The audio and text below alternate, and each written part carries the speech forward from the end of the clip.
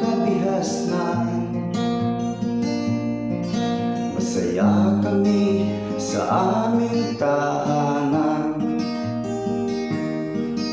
Pagkagising sa umaga, nanay at tatay kong nakikita.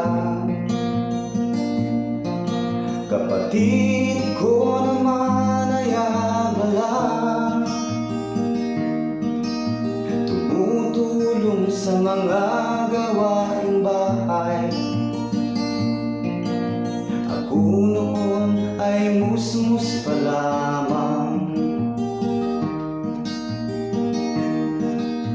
mahilig maglaro ng piko at taluan. Di ko alam anong patutunguhan.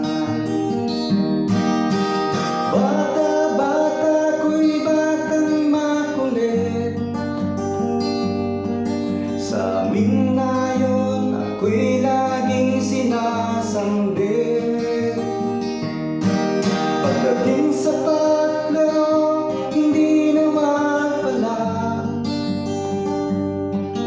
masaya ako sa aking ginagawa.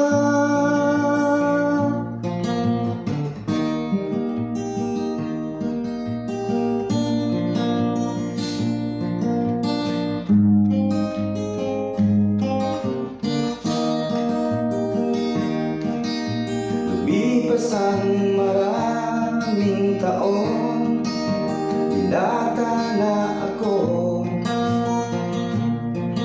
Kay sarap balikan ang pagkabata ko.